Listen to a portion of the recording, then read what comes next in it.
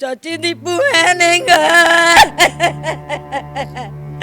ਦੀਪੂ ਨੇ ਮਾਰ ਸਿੱਟਿਆ।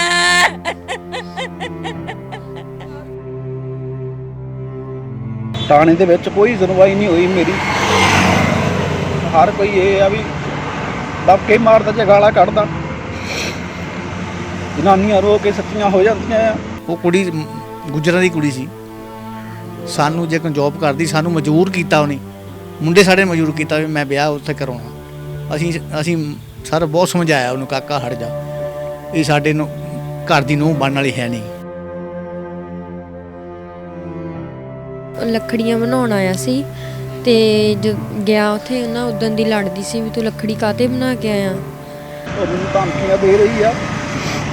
ਤੇ ਸਾਰੇ ਫਸਾਦਾ ਨੇ ਜਿੱਦਾਂ ਇਹਦੀ ਮਾਂ ਕਰਦੀ ਸੀ ਘਰ ਵਾਲੀ ਦੀ, ਉੱਦਾਂ ਹੀ ਉਹ ਧਮਕੀਆਂ ਦੇ ਰਹੀ ਆ। ਇਹ ਸਾਰੇ ਫਸਾਦਾ ਨੇ ਆ। ਐਸੇ ਟੇਬਲ ਸਿੰਘ ਗਾਲਾਂ ਕੱਢ ਰਿਹਾ, ਧਮਕੇ ਮਾਰ ਰਿਹਾ।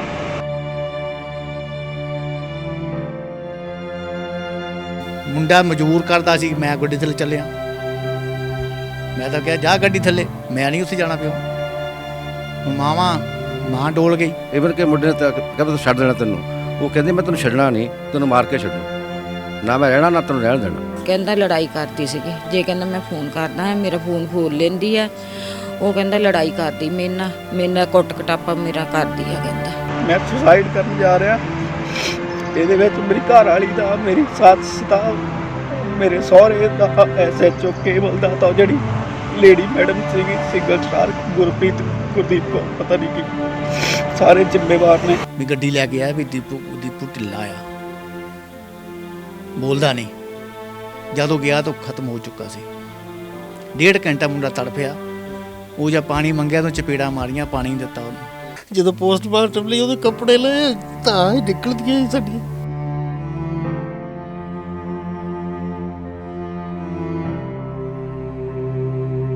ਐਂਬੂਲੈਂਸ ਵਾਲੇ ਨੂੰ ਉਹ ਪੂਰਾ ਐਡਰੈਸ ਦੇ ਸਾਡੇ ਘਰ ਦੇ ਦਿੱਤਾ ਵੀ ਆਹ ਘਰ ਵਾ ਨਾ ਆਇਆ ਵੀ ਤੂੰ ਲੈ ਜਾ ਉੱਥੇ। ਆਪ ਡੈਡ ਬੋਡੀ ਨਾਲ ਲੈ ਕੇ ਨਹੀਂ ਆਈ, ਆਪ ਮਗਰ ਆਈ। ਆਪ ਨਹੀਂ ਆਈ, ਆਪ ਪਿੱਛੇ ਗੱਡੀ ਹੋਰ ਚਾਈ ਗਏ ਸੀ। ਅਸੀਂ ਖੁਦ ਮਜਬੂਰ ਸੀ ਉਹਨੂੰ, ਅਸੀਂ ਇਹ ਕਹਿ ਨਹੀਂ ਸਕਦੇ ਤੂੰ ਘਰ ਆ ਜਾ, ਹਨਾ, ਕਿਉਂਕਿ ਜੇ ਉਹ ਘਰ ਆਉਂਦਾ ਸੀ ਤੇ ਨਾਲ ਉਹਨੂੰ ਵੀ ਲੈ ਕੇ ਆਉਣਾ ਸੀ। ਤੇ ਉਹ ਕਹਿੰਦੀ ਸੀ ਜੇ ਮੈਂ ਘਰ ਚਲ ਗਈ ਤਾਂ ਮੈਂ ਤੇਰਾ ਸਾਰਾ ਟੱਬਰ ਬਣਾਉਣਾ, ਮੈਂ ਉਹਨਾਂ ਤੇ ਕੇਸ ਪਵਾਉਣੇ, ਆ ਕਹਾਣੀ ਉਹ ਕਹਾਣੀ, ਇੱਦਾਂ ਨੂੰ ਬਹੁਤ ਡਰਾਉਂਦੀ ਸੀ। ਬਈ ਉਹਨੂੰ ਜਿੰਨੀ ਵੱਧ ਤੋਂ ਵੱਧ ਸਜ਼ਾ ਹੋਵੇ, ਫਾਂਸੀ ਦੀ ਸਜ਼ਾ ਉਹਨਾਂ ਨੂੰ ਹੋਣੀ ਚਾਹੀਦੀ ਆ। ਇੱਕ ਮਾਂ ਦਾ ਇਕਲੌਤਾ ਬੇਟਾ, ਤਿੰਨਾਂ ਪਿੰਡ ਦਾ ਇਕਲੌਤਾ ਭਾਈ, ਉਹ 7 ਮਾਮੇ ਦਾ ਇੱਕ ਭਾਂਜਾ ਜਿਹਨੂੰ ਉਹਨੇ ਮੌਤ ਦੇ ਘਾਟ ਉਤਾਰਿਆ।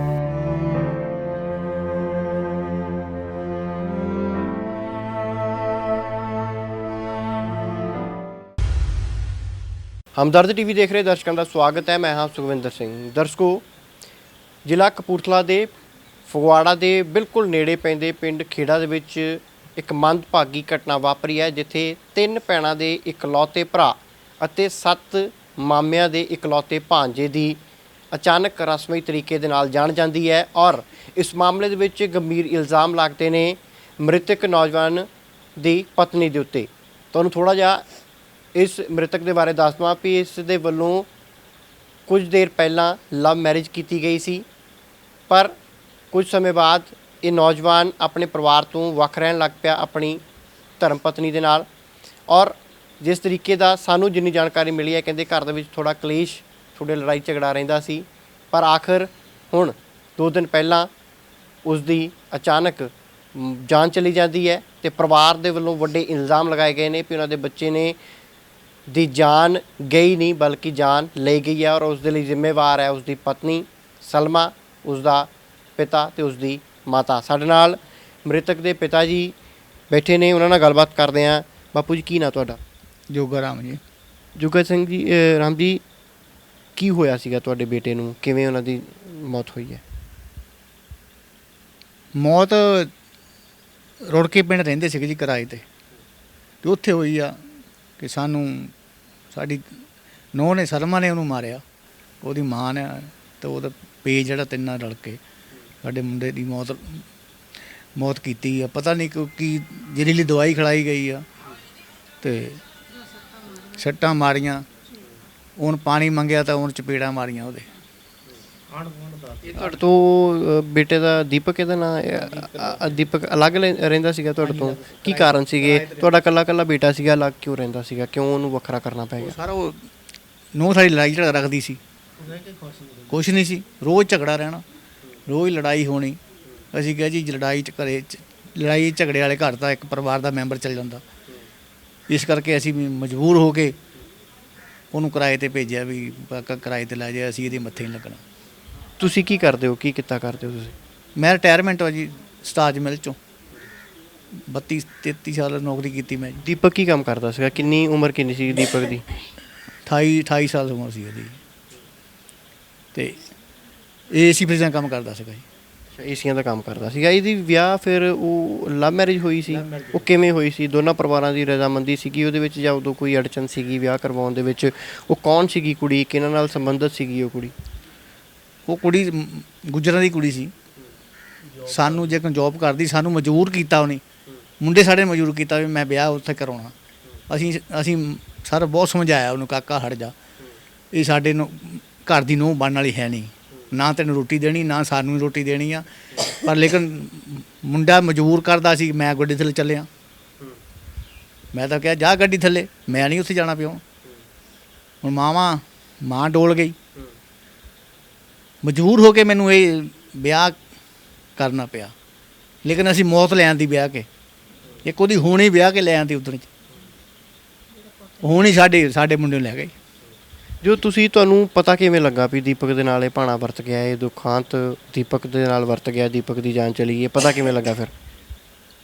ਇਹ ਜੀ ਉਹ ਕੰਪਨੀ ਦਾ ਇੱਕ ਮੁੰਡਾ ਸ਼ਾਹਕੋਟ ਮਰਸੀਆਂ ਦਾ ਸੀ, ਉਹ ਸਾਡੀ ਨੂੰਹ ਨੇ ਉਹਨੂੰ ਫੋਨ ਕੀਤਾ ਵੀ ਗੱਡੀ ਲੈ ਕੇ ਆਇਆ ਵੀ ਦੀਪੂ ਢਿੱਲਾ ਆ, ਬੋਲਦਾ ਨਹੀਂ। ਜਦੋਂ ਗਿਆ ਤਾਂ ਖਤਮ ਹੋ ਚੁੱਕਾ ਸੀ। 1.5 ਘੰਟਾ ਮੁੰਡਾ ਤੜਫਿਆ, ਉਹ ਜਾਂ ਪਾਣੀ ਮੰਗਿਆ ਤਾਂ ਚਪੇੜਾ ਮਾਰੀਆਂ, ਪਾਣੀ ਨਹੀਂ ਦਿੱਤਾ ਉਹਨੂੰ। ਮਾਰਨਾ ਚਾਹੁੰਦੀ ਸੀ, ਮਾਰ ਕੇ ਉਹ ਲੈ ਆਈ, ਇੱਥੇ ਲੈ ਆਈ ਸਾਡੇ ਕੋਲ। ਸਾਡੀ ਤਾਈ ਦਾ ਮੌਤ ਹੋਈ ਸੀ, ਅਸੀਂ ਉੱਥੇ ਬੈਠੇ ਸੀ ਬੰਦਿਆਂ ਵਿੱਚ। ਲੇਕਿਨ ਇਹਨਾਂ ਨੂੰ ਸਾਡੀ ਲੜਕੀ ਨੂੰ ਫੋਨ ਆਇਆ ਬਈ ਦੀਪੂ ਬੋਲਦਾ ਨਹੀਂ, ਇਹ ਨੱਠੀਆਂ ਭੱਜੀਆਂ ਫਿਰਦੀਆਂ। ਮੈਂ ਪੁੱਛਿਆ ਵੀ ਕੀ ਗੱਲ ਵਾ? ਕੁਛ ਨਹੀਂ ਗੱਲ, ਵੀ ਦੀਪੂ ਬੋਲਦਾ ਨਹੀਂ, ਡੈਡੀ ਕਹਿੰਦੇ ਵੀ ਉਹਨੂੰ ਫਗਵਾੜੇ ਹਸਪਤਾਲ ਲੈ ਕੇ ਆ ਰਹੇ ਆ। ਇਹ ਸਾਡੇ ਘਰੋਂ ਤੇ ਸਾਡੇ ਮੇਰਾ ਭਤੀਜਾ ਇਹ ਉੱਥੇ ਚਲਾ ਗਿਆ ਗਾਂਧੀ ਹਸਪੀਟਲ, ਉੱਥੇ ਵੀ ਇਹਨੂੰ ਗਲਤ ਬੋਲੀ, ਕਹਿੰਦੀ ਤੈਂ ਮੇਰਾ ਘਰ ਪੱਟਤਾ। ਇਹ ਤਾਂ ਉੱਥੇ ਬੇਹੋਸ਼ ਹੀ ਹੋ ਗਈ। ਉੱਥੋਂ ਸਿੱਧੀ ਇੱਥੇ ਲੈ ਆਈ ਆ। ਐਂਬੂਲੈਂਸ ਵਾਲੇ ਨੂੰ ਉਹਨ ਪੂਰਾ ਐਡਰੈਸ ਦੇ ਦਿੱਤਾ, ਸਾਡੇ ਘਰ ਦੇ ਦਿੱਤਾ ਵੀ ਆਹ ਘਰ ਵਾ ਨਾ ਆ, ਵੀ ਤੂੰ ਲੈ ਜਾ ਉੱਥੇ। ਆਪ ਡੈਡ ਬੋਡੀ ਨਾਲ ਲੈ ਕੇ ਨਹੀਂ ਆਈ, ਆਪ ਮਗਰ ਆਈ? ਆਪ ਨਹੀਂ ਆਈ, ਆਪ ਪਿੱਛੇ ਗੱਡੀ ਹੋਰ ਚਾਈ ਕਿਸੇ 'ਚ, ਮਾਵਾਂ ਧੀਆਂ ਦੋ ਹੀ। ਅੱਛਾ, ਇਹ ਜਿਹੜਾ ਦੀਪੂ ਦਾ ਵਿਆਹ ਕਿੰਨੇ ਸਾਲ ਪਹਿਲਾਂ ਹੋਇਆ ਸੀਗਾ, ਔਰ ਕਦੋਂ ਤੁਹਾਡੇ ਤੋਂ ਅਲੱਗ ਹੋਇਆ ਦੀਪੂ? 2 ਆਪਣੀ ਸਾਲ ਵਾਈਫ ਪਹਿਲਾਂ ਵਿਆਹ ਹੋਇਆ ਸੀਗਾ ਜੀ। ਹੁਣ 8-9 ਮਹੀਨੇ ਨੂੰ ਗਏ ਨੂੰ ਹੋ ਗਿਆ ਉੱਥੇ ਕਿਰਾਏ ਤੇ। ਲੜਾਈ ਝਗੜਾ ਰਿਹਾ, 2 ਮਹੀਨੇ ਚੰਗੇ ਲੰਘੇ ਆ, ਬਾਅਦ 'ਚ ਲੜਾਈ ਝਗੜਾ ਸ਼ੁਰੂ ਹੋ ਗਿਆ ਇੱਕ ਦੂਏ ਦਾ। ਕਾਰਨ ਕੀ ਸੀਗਾ ਲੜਾਈ ਝਗੜੇ ਦਾ? ਕੀ ਕਿਉਂ ਲੜਦੇ ਸੀਗੇ ਦੋਨੋਂ ਜਾਣੇ? ਕਹਿੰਦੀ ਸੀ ਵੀ ਤੈਂ ਆਪਣੇ ਮਾਪਿਆਂ ਨੂੰ ਨਹੀਂ ਮਿਲਣਾ, ਤੈਂ ਆਪਣੇ ਭੈਣਾਂ ਨੂੰ ਨਹੀਂ ਬੁਲਾਉਣਾ। ਇਹ ਆਪਣੇ ਉਹਦੇ ਛਡਾਈ ਜਾਂਦੀ ਸੀ, ਆਪਣਿਆਂ ਨੂੰ ਮਿਲਦੀ ਸੀ। ਕਿਹੜੇ ਮਹਿਕਮੇ 'ਚ ਨੌਕਰੀ ਕਰਦੀ ਸੀ ਸਲਮਾ? ਉਹ ਸੈਮਸੰਗ ਵਾਲਿਆਂ ਕੋਲ ਸੀ ਇੱਥੇ। ਹੁਣ ਤਾਂ ਇਹ ਪ੍ਰਾਈਵੇਟ ਨਿੱਜੀ ਕੰਪਨੀ ਦੇ ਵਿੱਚ ਨੌਕਰੀ ਕਰਦੀ ਸੀਗੀ। ਤੇ ਇਹ ਫਿਰ ਕਦੀ ਇਹਨਾਂ ਨੂੰ ਸਮਝਾਉਣ ਦੀ, ਕਦੀ ਕੋਈ ਪੰਚਾਇਤ, ਕਦੀ ਕੋਈ ਸਿਆਣੇ 4 ਬੰਦੇ ਬੈਠੇ ਨਹੀਂ ਵੀ ਦੋਨਾਂ ਨੂੰ ਸਮਝਾਈਏ? ਕਦੀ ਹੋਈ ਕੋਈ ਗੱਲਬਾਤ ਇੱਦਾਂ ਦੀ? ਸਮਝਾਏ ਸੀਗੇ ਜੀ, ਪੰਚਾਇਤਾਂ ਬਹੁਤ ਹੋਈਆਂ, ਥਾਣਿਆਂ ਵਿੱਚ ਵੀ ਅਸੀਂ ਘੁੰਮੇ ਆ, ਲੇਕਿਨ ਇਹ ਜਨਾਨੀ ਨਹੀਂ ਮੰਨੀ। ਸਾਨੂੰ ਪੰਚਾਇਤਾਂ ਕਹਿੰਦੇ ਜੁਦੇ ਕਰ ਦਿਓ, ਅਸੀਂ ਜੁਦੇ ਕਰਤੇ ਵੀ ਝਗੜਾ ਖਤਮ ਹੋ ਜਾਊ, ਲੇਕਿਨ ਝਗੜਾ ਫੇਰ ਵੀ ਖਤਮ ਨਹੀਂ ਹੋਇਆ। ਸਭ ਤੋਂ ਵੱਡੀ ਗੱਲ ਤਾਂ ਹੈ ਜੀ, ਮੁੰਡਾ ਕਿਸੇ ਪੁਆਇੰਟ 'ਤੇ ਨਹੀਂ ਟਿਕਿਆ। ਜਾਂ ਤਾਂ ਕਿਸੇ ਪੁਆਇੰਟ 'ਤੇ ਟਿਕਦਾ ਫਿਰ ਤਾਂ ਤਲਾਕ ਹੋ ਜਾਂਦਾ। ਪੁਆਇੰਟ 'ਤੇ ਟਿਕਿਆ ਨਹੀਂ, ਆਪੇ ਹੀ ਛੱਡ ਆਉਣਾ, ਆਪੇ ਲੈ ਆਉਣਾ।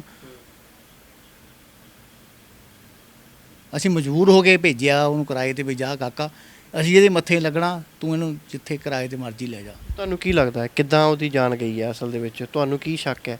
ਕੀ ਤੁਹਾਨੂੰ ਲੱਗ ਰਿਹਾ ਹੁਣ? ਕਿਉਂਕਿ ਹੁਣ ਤਾਂ ਸ਼ਾਇਦ ਸੁਸਾਈਡ ਦੀਆਂ ਗੱਲਾਂ ਹੀ ਸਾਹਮਣੇ ਆ ਰਹੀਆਂ ਵੀ ਸੁਸਾਈਡ ਕਰ ਲਿਆ ਉਹਨੇ ਪਰੇਸ਼ਾਨੀ ਦੇ ਵਿੱਚ ਆ ਕੇ, ਪਰ ਤੁਹਾਨੂੰ ਕੀ ਲੱਗਦਾ ਹੈ ਵੀ ਕਿਵੇਂ ਉਹਦੀ ਜਾਨ ਗਈ ਹੈ?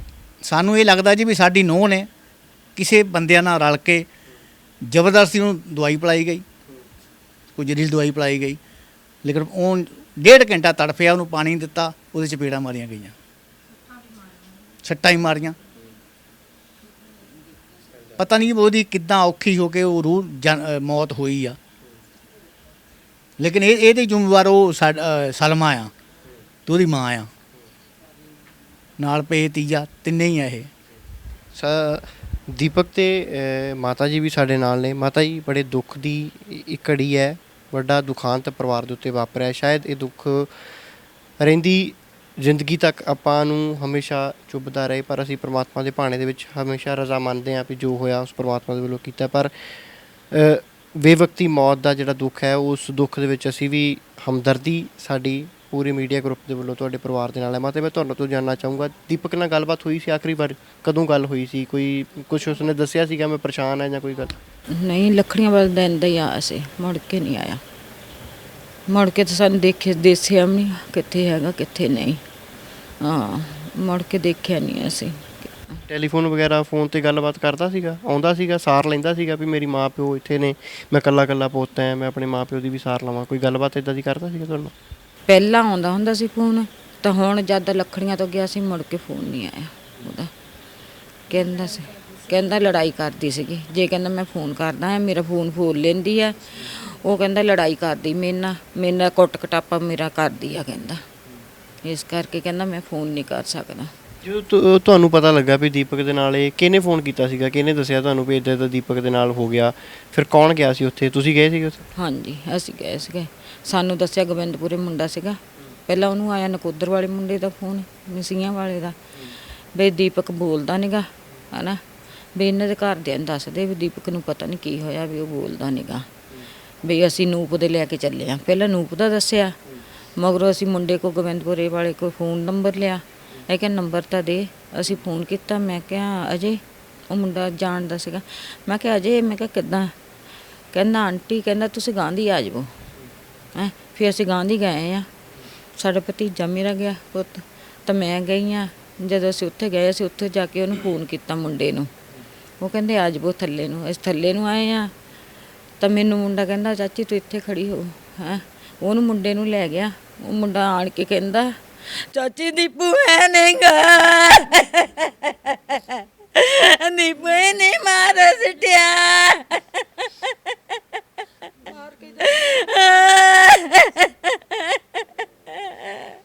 ਮੈਂ ਉੱਤੇ ਪਈ।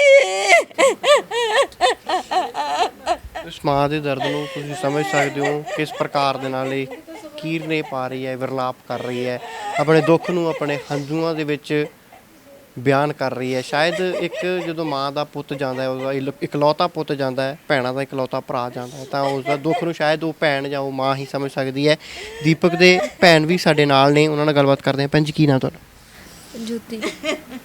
ਭੈਣ ਜੀ, ਰੱਖੜੀਆਂ ਵੀ ਲੰਘ ਕੇ ਗਈਆਂ ਸੀਗੀਆਂ, ਦੀਪੂ ਭਰਾ ਦੇ ਨਾਲ ਗੱਲ ਹੋਈ ਸੀ, ਕੀ ਕਹਿ ਕੇ ਗਿਆ ਸੀਗਾ? ਗੱਲਬਾਤ ਹੁੰਦੀ ਸੀ ਤੁਹਾਡੀ? ਰੱਖੜੀ ਵਾਲੇ ਦਿਨ ਕੀ ਕਹਿ ਕੇ ਗਿਆ ਸੀ? ਲੱਕੜੀਆਂ ਬਣਾਉਣ ਆਇਆ ਸੀ, ਤੇ ਜਦ ਗਿਆ ਉੱਥੇ ਉਹਨਾਂ ਉਦਣ ਦੀ ਲੜਦੀ ਸੀ ਵੀ ਤੂੰ ਲੱਕੜੀ ਕਾਹਤੇ ਬਣਾ ਕੇ ਆਇਆ, ਤੇ ਫਿਰ ਸਾਨੂੰ ਫੋਨ ਨਹੀਂ ਸੀ ਕਰਦਾ। ਫਿਰ ਇੱਕ ਵਾਰੀ ਉਹਨੇ ਕੀਤਾ ਫੋਨ, ਦੱਸਿਆ, ਕਹਿੰਦਾ ਮੈਂ ਜਿੱਦਣ ਦਾ ਲੱਕੜੀ ਬਣਾ ਕੇ ਗਿਆ ਮੈਨੂੰ ਬਹੁਤ ਤੰਗ ਕਰਦੀ ਆ, ਮੈਨੂੰ ਥਾਣਿਆਂ 'ਚ ਘੁਮਾਉਂਦੀ ਆ, ਇੱਦਾਂ ਹੀ ਦੱਸਿਆ ਵੀ ਮੈਂ ਬਹੁਤ ਪਰੇਸ਼ਾਨ ਆ ਇਹਨਾਂ ਤਿੰਨਾਂ ਤੋਂ, ਮੈਨੂੰ ਮਾਰਨ ਦੀਆਂ ਧਮਕੀਆਂ ਦਿੰਦੇ ਆ, ਕਦੀ ਮੈਨੂੰ ਢਾਡੀਆਂ ਧਮਕੀਆਂ ਦਿੰਦੇ ਆ, ਤੇਰੇ ਪਰਿਵਾਰ ਨੂੰ ਆਹ ਕਰਨਾ ਉਹ ਕਰਨਾ ਆ, ਤੇ ਇੱਦਾਂ ਹੀ ਵੀ ਦੱਸਦਾ ਰਿਹਾ। ਮੈਂ ਬਹੁਤ ਪਰੇਸ਼ਾਨ ਆ ਇਹਨਾਂ ਤੋਂ, ਬਹੁਤ ਪਰੇਸ਼ਾਨ ਆ। ਕਦੀ ਉੱਦਾਂ ਗੱਲਬਾਤ ਹੁੰਦੀ ਸੀ ਫੋਨ ਦੇ ਉੱਤੇ ਵਿਆਹ ਤੋਂ ਬਾਅਦ, ਜਦੋਂ ਇੱਥੋਂ ਅਲੱਗ ਤੁਹਾਡੇ ਨਾਲ ਹੋ ਗਿਆ? ਕਦੇ ਰੋਕਿਆ ਸੀ ਉਹਨੂੰ ਵੀ ਭਾਜੀ ਤੂੰ ਘਰੇ ਆ ਜਾ, ਆਪਾਂ ਤੇਰੀਆਂ ਭੈਣਾਂ, ਤੂੰ ਸਾਡਾ ਇਕਲੌਤਾ ਭਰਾ, ਆਪਾਂ ਇਕੱਠੇ ਰਲ ਕੇ ਰਹਿੰਦੇ ਹਾਂ? ਕਦੀ ਇੱਦਾਂ ਦੀਆਂ ਗੱਲਾਂ ਬਾਤਾਂ ਹੁੰਦੀਆਂ ਸੀ ਦੀਪੂ ਨਾਲ? ਹਾਂਜੀ, ਪਹਿਲਾਂ ਤਾਂ ਆ ਵੀ ਜਾਂਦਾ ਸੀਗਾ, ਗੱਲ ਵੀ ਹੁੰਦੀ ਸੀ, ਆਪੇ ਫੋਨ ਕਰ ਲੈਂਦਾ ਸੀ, ਤੇ ਪਰ ਅਸੀਂ ਖੁਦ ਮਜਬੂਰ ਸੀ ਉਹਨੂੰ, ਅਸੀਂ ਇਹ ਕਹਿ ਨਹੀਂ ਸਕਦੇ ਤੂੰ ਘਰ ਆ ਜਾ, ਹੈ ਨਾ, ਕਿਉਂਕਿ ਜੇ ਉਹ ਘਰ ਆਉਂਦਾ ਸੀ ਤੇ ਨਾਲ ਉਹਨੂੰ ਵੀ ਲੈ ਕੇ ਆਉਣਾ ਸੀ, ਤੇ ਉਹ ਕਹਿੰਦੀ ਸੀ ਜੇ ਮੈਂ ਘਰ ਚਲ ਗਈ ਤਾਂ ਮੈਂ ਤੇਰਾ ਸਾਰਾ ਟੱਬਰ ਬਣਾਉਣਾ, ਮੈਂ ਉਹਨਾਂ 'ਤੇ ਕੇਸ ਪਵਾਉਣੇ, ਆ ਕਰਨੀ ਉਹ ਕਰਨੀ, ਇੱਦਾਂ ਨੂੰ ਬਹੁਤ ਡਰਾਉਂਦੀ ਸੀ। ਹਾਂਜੀ। ਅੱਛਾ, ਜਦੋਂ ਵਿਆਹ ਨਹੀਂ ਸੀ ਹੋਇਆ ਦੀਪਕ ਦਾ, ਉਦੋਂ ਲਵ ਮੈਰਿਜ ਦੇ ਬਾਰੇ ਜਾਂ ਉਹਨਾਂ ਦੇ ਜਿਹੜਾ ਰਿਲੇਸ਼ਨ ਸੀਗਾ ਉਹਦੇ ਬਾਰੇ ਪਤਾ ਸੀਗਾ? ਕਦੀ ਜ਼ਿਕਰ ਕੀਤਾ ਸੀ ਉਹਨੇ? ਕਈ ਵਾਰ ਬੰਦਾ ਆਪਣੀਆਂ ਭੈਣਾਂ ਨਾਲ, ਭਰਾਵਾਂ ਦੇ ਨਾਲ ਗੱਲ ਦਿਲ ਦੀ ਸ਼ੇਅਰ ਕਰ ਦਿੰਦਾ ਵੀ ਮੈਂ ਵਿਆਹ ਕਰਵਾਉਣਾ, ਇੱਦਾਂ ਕਦੇ ਉਦੋਂ ਜ਼ਿਕਰ ਹੋਇਆ ਸੀ ਕਦੀ? ਨਹੀਂ, ਉਦੋਂ ਨਹੀਂ ਜ਼ਿਕਰ ਹੋਇਆ ਉਹਦਾ। 2 ਸਾਲ ਵਿਆਹ ਤੋਂ ਕੁਝ ਮਹੀਨੇ ਪਹਿਲਾਂ ਐਕਸੀਡੈਂਟ ਹੋ ਗਿਆ, ਤੇ ਉਹਦੇ ਦਿਮਾਗ ਤੇ ਸੈੱਟ ਲੱਗ ਗਈ। ਦੀਪਕ ਦੇ ਤੁਹਾਡੇ ਬ੍ਰਦਰ ਉਹ ਗਲੋਬਲ ਦੇ ਇੱਕ ਹਫ਼ਤਾ ਰਿਹਾ ਐਡਮਿਟ, ਉਹ ਉੱਥੇ ਇਹ ਜਾਣ ਲੱਗ ਪਏ ਹਨਾ, ਤੇ ਉਦੋਂ ਪਤਾ ਲੱਗਾ ਸਾਨੂੰ। ਅੱਛਾ, ਸਲਮਾ ਉੱਥੇ ਆਉਂਦੀ ਸੀ ਕਿ ਮਿਲਣ ਨੂੰ? ਲੱਗ ਪਈ, ਹਾਂਜੀ। ਉੱਥੋਂ ਸਾਨੂੰ ਪਤਾ ਲੱਗਾ। ਫਿਰ ਉਸ ਤੋਂ ਬਾਅਦ ਇਹ ਉਹਨੂੰ ਕਹਿਣ ਲੱਗ ਗਈ ਕਿ ਜੇ ਤੂੰ ਮੇਰੇ ਨਾਲ ਵਿਆਹ ਕਰਾਉਣਾ ਕਰਾ ਲਾ, ਨਹੀਂ ਤਾਂ ਮੈਂ ਮਰ ਜਾਣਾ, ਮੈਂ ਹੋਰ ਕਿਤੇ ਕਰਾ ਲੈਣਾ। ਇਦਾਂ ਧਮਕੀਆਂ ਇਹਨੂੰ ਸਤਾਉਣ ਲੱਗ ਪਏ, ਮਤਲਬ ਕਿ ਤੇ ਇੰਨਾ ਇਹਨੂੰ ਡਿਪਰੈਸ਼ਨ ਦਿੱਤਾ ਬਹੁਤ। ਇਹਨੇ ਸਾਨੂੰ ਕਿ ਸਤਾਉਣ ਲੱਗ ਪਿਆ ਨਾ, ਕਿ ਇੰਨਾ ਤੰਗ ਕੀਤਾ ਉਹਨੇ ਸਾਨੂੰ ਵੀ। ਫਿਰ ਅਸੀਂ ਮਜਬੂਰੀ 'ਚ ਆ ਕੇ ਵਿਆਹ ਕੀਤਾ ਹਨਾ, ਵੀ ਜੇ ਅਸੀਂ ਵਿਆਹ ਨਾ ਕੀਤਾ ਇਹ ਪਤਾ ਨਹੀਂ ਕੀ ਕਰ ਲੂਗਾ। ਤੇ ਅਸੀਂ ਵਿਆਹ ਕਰ ਦਿੱਤਾ, ਤੇ ਵਿਆਹ ਤੋਂ ਬਸ ਮਹੀਨੇ ਬਾਅਦ ਹੀ ਲੜਨ ਲੱਗ ਪਏ। ਹਾਂਜੀ, ਸਾਡੇ ਨਾਲ ਵੀ ਉਹਦੇ ਨਾਲ ਵੀ। ਰੱਖੜੀ ਵਾਲੇ ਦਿਨ ਕਿੱਦਾਂ ਆਇਆ ਸੀਗਾ? ਕੀ ਪਿਆਰ ਦੇ ਕੇ ਗਿਆ ਸੀ? ਕੁਝ ਗੱਲਾਂ ਬਾਤਾਂ ਵੀ ਹੋਈਆਂ ਹੋਣਗੀਆਂ ਉਹਦੇ ਨਾਲ ਹਨਾ, ਜਦੋਂ ਘਰ ਤੁਹਾਡੇ ਕੋਲ ਆਇਆ ਸੀ ਰੱਖੜੀ ਬਣਵਾਉਣ ਦੇ ਲਈ, ਉਦੋਂ ਕੀ ਮਾਹੌਲ ਸੀਗਾ, ਕੀ ਕਹਿੰਦਾ ਸੀਗਾ? ਨਹੀਂ, ਉਦੋਂ ਸਹੀ ਸੀਗਾ। ਉਦੋਂ ਦੱਸਦਾ ਸੀ ਵੀ ਮੇਰੇ ਨਾਲ ਲੜਦੀ ਆ, ਮੇਰੇ ਨਾਲ ਸਵੇਰੇ ਵੀ ਲੜੀ, ਮੇਰੇ ਨਾਲ ਹੁਣ ਜਾ ਕੇ ਵੀ ਲੜਨਾ, ਕਹਿੰਦੀ ਸੀ ਲੱਕੜੀ ਬਣਾਉਣ ਨਹੀਂ ਤੂੰ ਜਾਣਾ। ਹਾਂਜੀ, ਪਿਆਰ ਵੀ ਦੇ ਕੇ ਗਿਆ ਸੀਗਾ? ਹਾਂਜੀ, ਪਿਆਰ ਵੀ ਦੇ ਕੇ ਗਿਆ। ਕੀ ਦੇ ਕੇ ਗਿਆ ਸੀ? 500 ਰੁਪਇਆ। 500 ਰੁਪਇਆ ਪਿਆਰ। ਸੋ ਇਹ ਭੈਣ ਦੀਆਂ ਇੱਕ ਬੜੀ ਰੀਝ ਹੁੰਦੀ ਹੈ ਵੀ ਭਰਾ ਦੇ ਰੱਖੜੀ ਬੰਨ੍ਹਣੀ। ਉਹ ਪੈਸੇ ਦੀ ਵੈਲਿਊ ਮੈਨੂੰ ਲੱਗਦਾ ਨਹੀਂ ਹੈ, ਉਹਦੇ ਵਿੱਚ ਇੱਕ ਸਿਰਫ ਭੈਣ ਤੇ ਭਰਾ ਦਾ ਜਿਹੜਾ ਰਿਸ਼ਤਾ ਬੱਝਿਆ ਹੁੰਦਾ ਹੈ। ਇੱਕ ਭਰਾ ਆਪਣੀ ਭੈਣ ਨੂੰ ਉਹਦੇ ਹੌਸਲਾ ਅਫਜ਼ਾਈ ਕਰਨ ਦੇ ਲਈ, ਉਹਦੇ ਸ਼ੌਂਕ ਪੂਰੇ ਕਰਨ ਦੇ ਲਈ ਉਹਨੂੰ ਪੈਸਿਆਂ ਦੇ ਰੂਪ ਦੇ ਵਿੱਚ ਪਿਆਰ ਦਿੰਦਾ ਹੈ। ਇਸੇ ਤਰੀਕੇ ਦਾ ਪਿਆਰ ਦੀਪਕ ਦੇ ਵੱਲੋਂ ਵੀ ਆਪਣੀ ਭੈਣ ਨੂੰ ਦਿੱਤਾ ਗਿਆ। ਪਰ ਰੱਬ, ਜਾਂ ਕਹਿ ਲਈਏ ਜਿਸ ਤਰੀਕੇ ਦੇ ਇਲਜ਼ਾਮ ਉਹਨਾਂ ਦੀ ਪਤਨੀ ਦੇ ਉੱਤੇ ਲੱਗੇ ਨੇ, ਬੇਹੱਦ ਗੰਭੀਰ ਨੇ, ਬੇਹੱਦ ਸ਼ਰਮਨਾਕ ਨੇ, ਜੋ ਇਨਸਾਨੀਅਤ ਨੂੰ ਜਿੱਥੇ ਸ਼ਰਮਸਾਰ ਕਰ ਰਹੇ ਨੇ, ਤਾਂ ਉੱਥੇ ਹੀ ਜਿਹੜਾ ਪਾਕ ਪਵਿੱਤਰ ਇੱਕ ਪਿਆਰ ਦਾ ਰਿਸ਼ਤਾ ਹੈ, ਇੱਕ ਜਿਹੜੀ ਪ੍ਰੇਮ ਵਿਆਹ ਹੋਇਆ ਸੀਗਾ, ਇੱਕ ਦੂਸਰੇ ਦੇ ਉੱਤੇ ਵਿਸ਼ਵਾਸ ਕੀਤਾ ਸੀ, ਸੱਚ ਦੀਆਂ ਨੀਹਾਂ ਬੁਣੀਆਂ ਸੀਗੀਆਂ, ਬਣਾਈਆਂ ਸੀਗੀਆਂ, ਉਹ ਨੀਹਾਂ ਕਿਸ ਤਰੀਕੇ ਦੇ ਨਾਲ ਢਹਿ ਢੇਰੀ ਹੋਈਆਂ ਨੇ। ਹਾਲਾਂਕਿ ਇਸ ਮਾਮਲੇ ਦੇ ਵਿੱਚ ਸੱਚਾ ਕੌਣ ਹੈ, ਝੂਠਾ ਕੌਣ ਹੈ, ਉਸ ਦੀ ਜਾਨ ਦੀਪਕ ਦੀ ਕਿਵੇਂ ਗਈ ਹੈ, ਇਹ ਸਾਰਾ ਜਾਂਚ ਦਾ ਵਿਸ਼ਾ ਹੈ। ਪਰ ਜਿਸ ਤਰੀਕੇ ਦੇ ਇਲਜ਼ਾਮ ਇਸ ਪੀੜਿਤ ਪਰਿਵਾਰ ਦੇ ਵੱਲੋਂ ਲਗਾਏ ਜਾ ਰਹੇ ਨੇ, ਜੇ ਉਹ ਇਲਜ਼ਾਮ ਸੱਚੇ ਸਾਬਤ ਹੁੰਦੇ ਨੇ ਤਾਂ ਬੇਹੱਦ ਸ਼ਰਮਨਾਕ ਗੱਲ ਹੈ।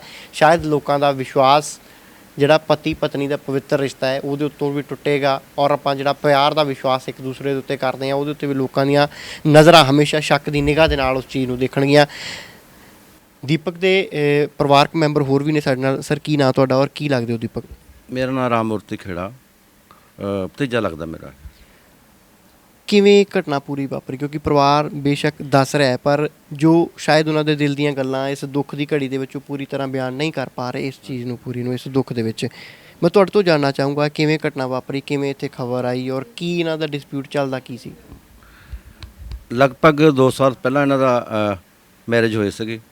ਦੋਏ ਕਹਿੰਦੇ ਸੀ ਆਪਸ ਵਿਆਹ ਕਰਨਾ, ਪਰ ਸਾਡੇ ਨਾਲ ਸਹਿਮਤੀ ਨਾ ਸੀ, ਕੋਈ ਹੋਰ ਕਾਸਟ ਦੀ ਸੀਗੀ, ਪਰ ਮਜਬੂਰਨ ਬਸ ਅਰੇਂਜ ਮੈਰਿਜ ਕਰਨੀ ਪਈ ਇਹਨਾਂ ਦੀ।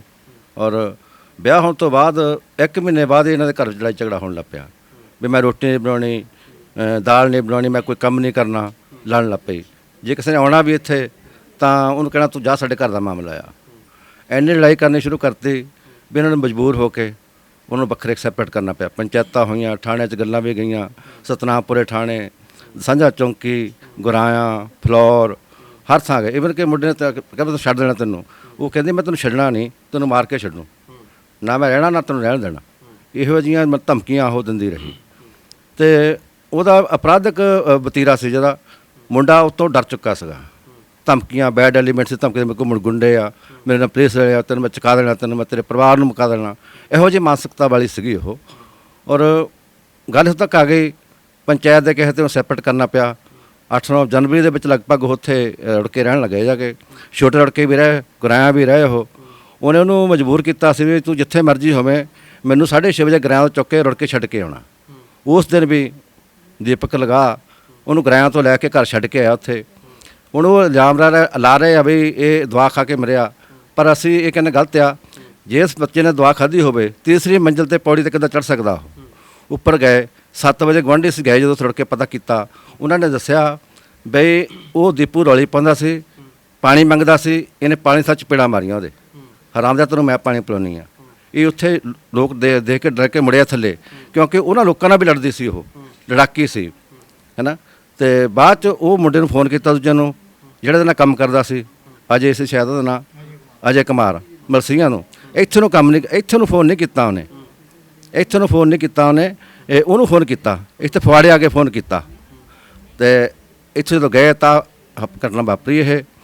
ਔਰ ਇਸ ਤੋਂ ਪਹਿਲਾਂ ਇੱਕ ਵੀਡੀਓ ਵੀ ਪਾਈ ਉਹਨੇ, ਵੀਡੀਓ ਵੀ ਪਾਈ ਵੀ ਮੈਨੂੰ ਨਾ ਗਰਾਇਆ ਥਾਣੇ ਦਾ ਐਸਐਚਓ ਕੇਵਲ ਸਿੰਘ ਤੇ ਦੂਜੇ ਹੋਰ ਵੀ ਮੈਨੂੰ ਤੰਗ ਕਰਦੇ ਆ। ਇਹ ਵੀਡੀਓ ਕਿੱਥੇ ਪਾਈ ਸੀ ਉਹਨਾਂ ਨੇ? ਫੇਸਬੁੱਕ ਤੇ ਪਾਈ ਸੀਗੀ, ਵਾਇਰਲ ਕੀਤੀ ਸੀ? ਤੇ ਵਾਇਰਲ ਹੋਈ ਹੈ ਫੇਸਬੁੱਕ ਤੇ ਵੀ, ਹਾਂਜੀ WhatsApp ਤੇ ਪਾਈ ਸੀਗੀ। ਹੁਣ ਤਾਂ ਲਗਭਗ ਸਾਰੇ ਕੋਲ ਚਲ ਗਈ ਆ ਇਹ।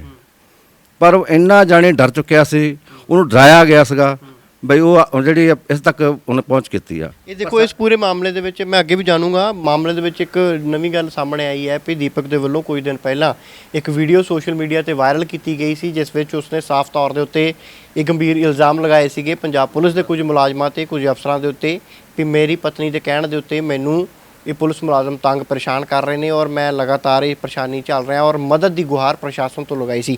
ਅੱਗੇ ਜਾਣਨਾ ਚਾਹੂੰਗਾ, ਉਸ ਤੋਂ ਅੱਗੇ ਫਿਰ ਕੀ ਹੋਇਆ ਵੀਡੀਓ ਤੋਂ ਬਾਅਦ?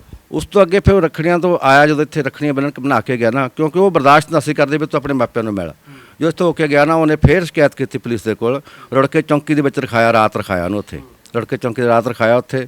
ਤੇ ਉਹਨਾਂ ਨੂੰ ਵੀ ਦੱਸਿਆ ਮੁਲਾਜ਼ਮਾਂ ਨੂੰ ਨੇ ਵੀ ਮੈਂ ਬਹੁਤ ਤੰਗ ਆ ਚੁੱਕਾ ਆਪਣੀ ਲਾਈਫ ਤੋਂ, ਮੇਰਾ ਖੜਾ ਸ਼ਿਕਾਇਤ ਤੋਂ।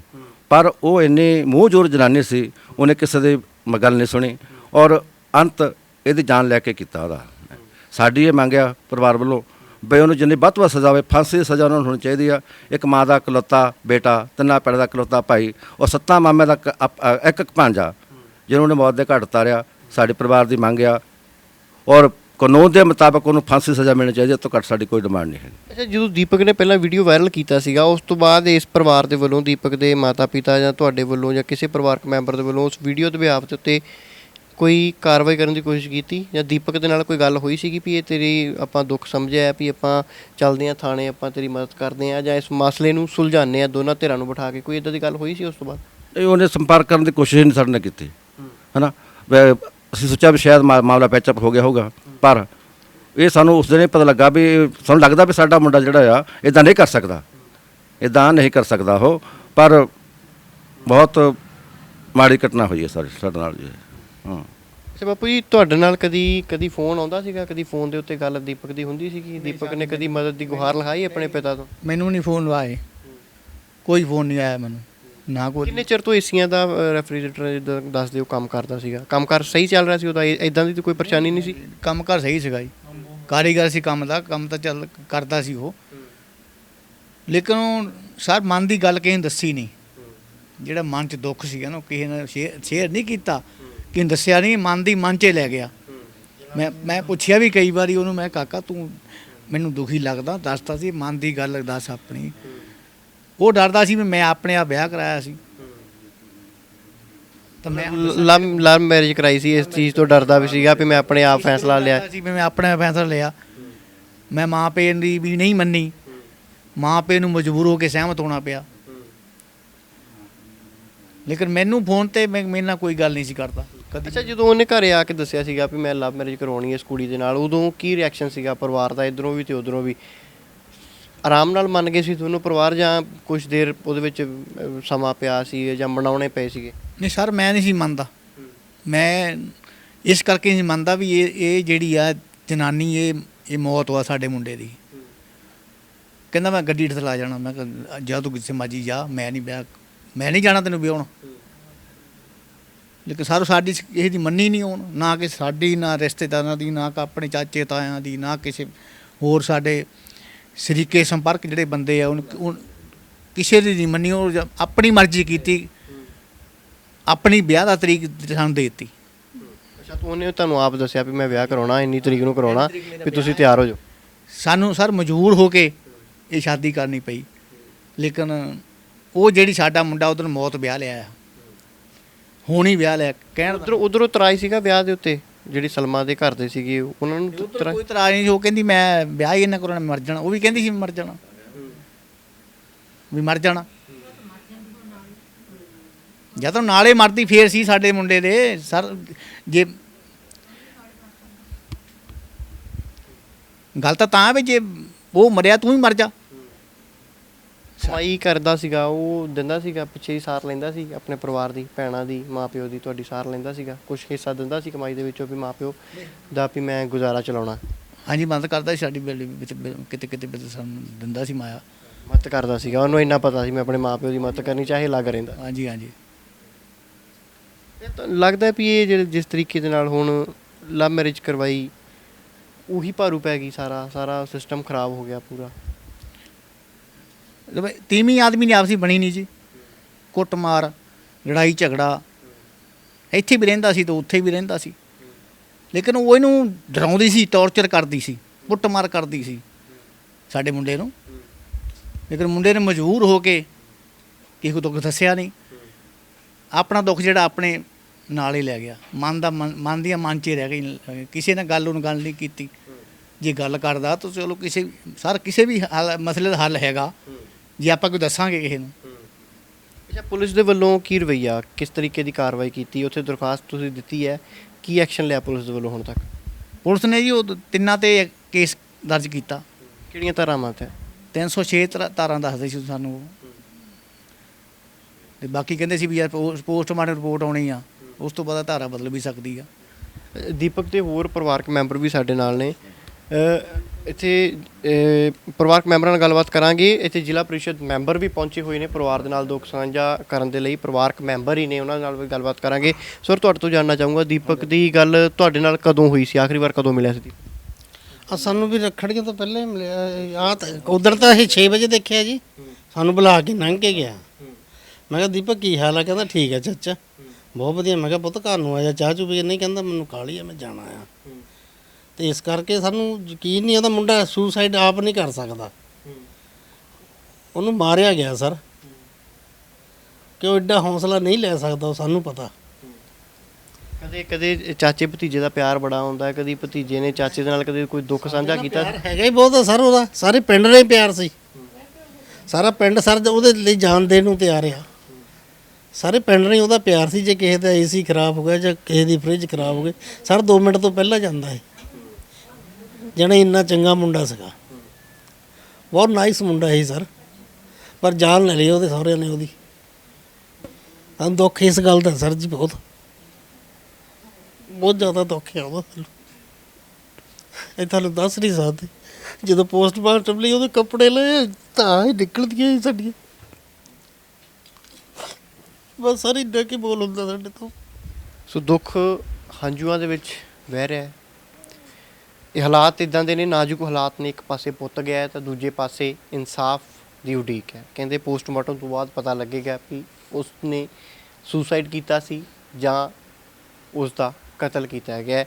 ਹਾਲਾਂਕਿ ਜਾਂਚ ਦਾ ਵਿਸ਼ਾ ਹੈ, ਪੁਲਿਸ ਜਾਂਚ ਕਰਦੀ ਹੈ, ਕਿਸ ਤਰੀਕੇ ਦੇ ਨਾਲ ਜਾਂਚ ਕਰਦੀ ਹੈ, ਕੀ ਸੱਚ ਸਾਹਮਣੇ ਲੈ ਕੇ ਆਉਂਦੀ ਹੈ ਇਸ ਪੂਰੇ ਕੇਸ ਦੇ ਵਿੱਚ। ਮਾਤਾ ਜੀ, ਤੁਸੀਂ ਕੀ ਮੰਗ ਕਰਦੇ ਹੋ? ਤੁਹਾਡਾ ਇਕਲੌਤਾ ਪੁੱਤ ਸੀਗਾ, ਇਨਸਾਫ ਲੱਗਦਾ ਹੈ ਪੁਲਿਸ ਨੇ ਜੋ ਹੁਣ ਤੋਂ ਕਾਰਵਾਈ ਕੀਤੀ ਆ ਉਹ ਤੋਂ ਉਹ ਸੰਤੁਸ਼ਟ ਹੋ ਤੁਸੀਂ, ਜਾਂ ਚਾਹੁੰਦੇ ਹੋ ਵੀ ਪੁਲਿਸ ਹੋਰ ਸਖਤੀ ਨਾਲ ਕਾਰਵਾਈ ਕਰੇ, ਇਹਦੇ ਵਿੱਚ ਪੁੱਛਗਿੱਛ ਕਰੇ, ਜਾਂਚ ਇੱਦਾਂ ਦੀ ਕਰੇ ਵੀ ਇਸ ਪੂਰੇ ਮਾਮਲੇ ਦਾ ਸੱਚ ਸਾਹਮਣੇ ਆਵੇ? ਮੈਂ ਤਾਂ ਇਹ ਕਹਿੰਦੀ ਆ ਵੀ ਉਹਨੂੰ ਫਾਂਸੀ ਦੀ ਸਜ਼ਾ ਹੋਣੀ ਚਾਹੀਦੀ ਆ, ਜਿੱਦਾਂ ਮੇਰਾ ਪੁੱਤ ਗਿਆ ਉੱਦਾਂ ਹੀ ਹੋ ਜਾਵੇ, ਫਾਂਸੀ ਦੀ ਸਜ਼ਾ ਹੋ ਕੇ। ਉਹ ਜਿਹੜਾ ਪਾਣੀ ਦਾ ਘੁੱਟ ਵੀ ਨਹੀਂ ਪਿਲਾਇਆ, ਤੜਫਦਾ ਹੀ ਗਿਆ ਪਾਣੀ ਤੋਂ। ਉਹ ਪਤਾ ਨਹੀਂ ਕਿੱਦਾਂ ਮਾਰਿਆ, ਕਿੱਦਾਂ ਨਹੀਂ ਮਾਰਿਆ, ਉਹਨੇ ਮਾਰ ਕੇ ਇੱਥੇ ਵੀ ਸਾਡੇ ਸਾਹਮਣੇ ਘੁੱਟਦੀ ਹੁੰਦੀ ਸੀ।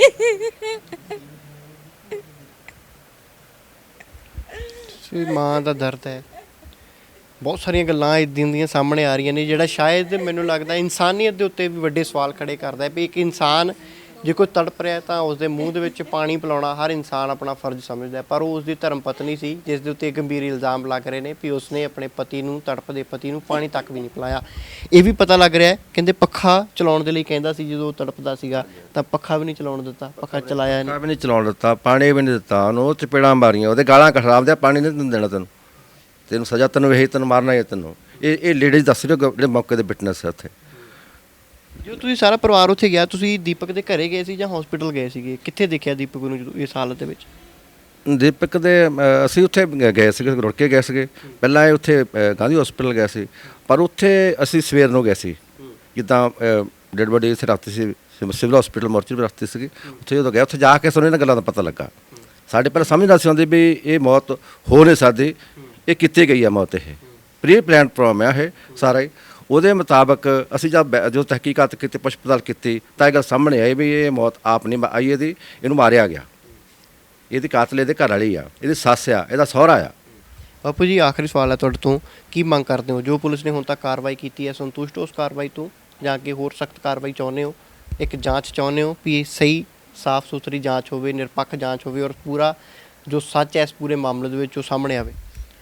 ਅਸੀਂ ਤਾਂ ਇਹੀ ਚਾਹੁੰਦੇ ਹਾਂ ਵੀ ਜਿਹੜੇ ਇਹ ਤਿੰਨੇ ਦੋਸ਼ੀ ਆ ਨਾ, ਇਹਨਾਂ ਨੂੰ ਫਾਂਸੀ ਸਜ਼ਾ ਹੋਵੇ ਔਰ ਸੱਚ ਸਾਹਮਣੇ ਆਵੇ ਵੀ ਸੱਚ ਕੀ ਆ, ਕਿਹੜੀ ਹਾਲਾਤ ਵਿੱਚ ਉਹਦੀ ਮੌਤ ਹੋਈ ਆ, ਉਹਨੂੰ ਪੁੱਛਿਆ ਜਾਵੇ, ਰਿਮਾਂਡ ਲੈ ਕੇ ਉਹਨੂੰ ਪੁੱਛਿਆ ਜਾਵੇ ਸਖਤੀ ਨਾਲ, ਉਹ ਪੁੱਛ ਕੀਤੀ ਜਾਵੇ ਹਾਂ ਵੀ ਤੇਰੇ ਨਾਲ ਕੌਣ ਵਾ, ਤੇ ਉਹਨਾਂ ਨੂੰ ਤਿੰਨਾਂ ਨੂੰ ਫਾਂਸੀ ਸਜ਼ਾ ਹੋਣੀ ਚਾਹੀਦੀ। ਜੇ ਸਾਡਾ ਮੁੰਡਾ ਤੜਫਦਾ ਗਿਆ ਇੱਦਾਂ ਇਹ ਵੀ ਜਾਣੇ ਚਾਹੀਦੇ ਆ।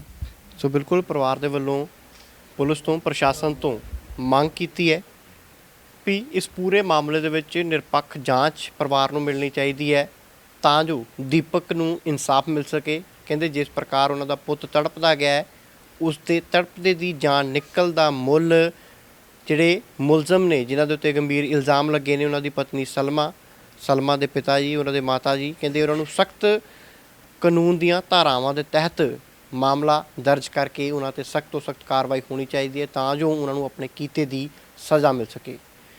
ਫਿਲਹਾਲ ਕੈਮਰਾਮੈਨ ਵਰਿੰਦਰ ਮਹਿਰਾ ਦੇ ਨਾਲ ਸੁਖਵਿੰਦਰ ਸਿੰਘ, ਪਿੰਡ ਖੇੜਾ, ਜ਼ਿਲ੍ਹਾ ਕਪੂਰਥਲਾ।